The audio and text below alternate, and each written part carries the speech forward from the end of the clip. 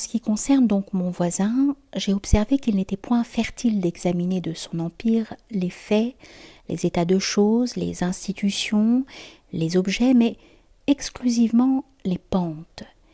Car si tu examines mon empire, tu t'en iras voir les forgerons et les trouveras forgeant des clous et se passionnant pour les clous et te chantant les cantiques de la clouterie.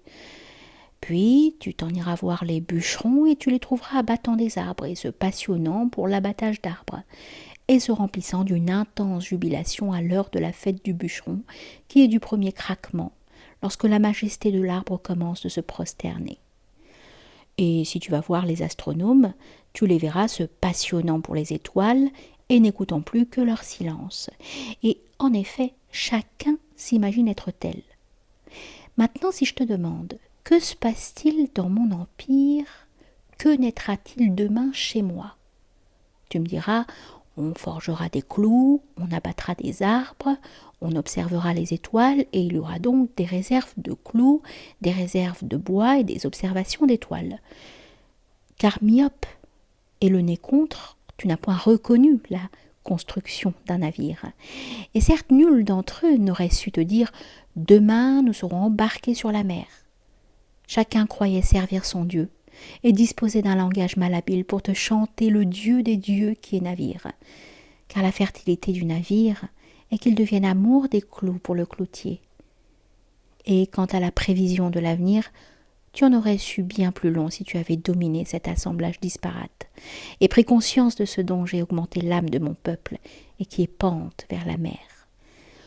Alors tu l'eusses vu, ce voilier, assemblage de clous, de planches, de troncs d'arbres, et gouverné par les étoiles, se pétrir lentement dans le silence et s'assembler à la façon du cèdre, qui draine les sucs et les sels de la rocaille pour les établir dans la lumière.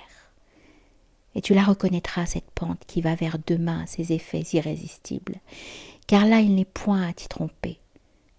Partout où elle se peut montrer, elle se montre. Et je reconnais la pente vers la terre à ce que je ne puis lâcher, aussi court soit l'instant, la pierre que je tiens dans la main sans qu'aussitôt elle tombe. Et si je vois un homme se promenant et qu'il marche vers l'est, je ne prévois point son avenir, car il est possible qu'il fasse les 100 pas et qu'à l'instant où je l'imagine bien établi dans son voyage, il me désoriente par son demi-tour. Mais je prévois l'avenir de mon chien, si chaque fois que je relâche sa corde aussi peu que soit, c'est vers l'est qu'il me fait faire un pas et qu'il tire, car l'est alors est odeur de gibier, car l'est alors est odeur de gibier. Je sais bien où mon chien courra si je le délivre. 1 pouce de corde m'en a plus appris que 1000 pas. Ce prisonnier, je l'observe, qui est assis ou couché comme défait et dévêtu de tout désir. Mais il pèse vers la liberté. Et je reconnaîtrai sa pente à ce qu'il me suffira de lui montrer un trou dans le mur pour qu'il frémisse et redevienne musculature et attention. Et si la brèche donne sur la campagne, montre-moi celui-là qui a oublié de la voir.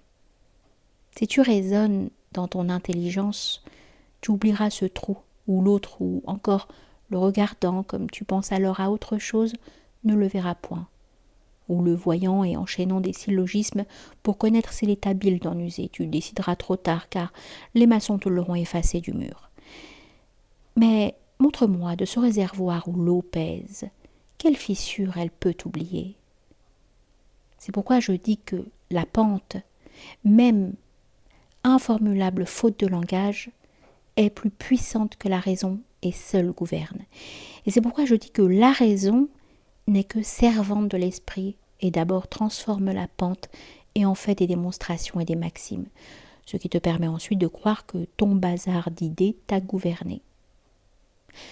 Quand je dis que tu n'as été gouverné que par les dieux qui sont temple, domaine, empire, pente vers la mer ou besoin de la liberté, ainsi de mon voisin qui règne de l'autre côté de la montagne, je n'observerai point les actes, car je ne sais point reconnaître au vol du pigeon une fois qu'il vole, s'il cingle vers un pigeonnier ou s'il suile les ailes de vent, car je ne sais point reconnaître au pas de l'homme vers sa maison s'il cède au désir de sa femme ou à l'ennui de son devoir, et si son pas construit le divorce ou l'amour, mais celui-là que je tiens dans sa géole, s'il ne manque point d'occasion et pose son pied sur la clé que j'oublie, tâte les barreaux pour connaître si l'un d'eux remue, et soupèse de l'œil ses geôliers, je le devine déjà déambulant dans la liberté des campagnes.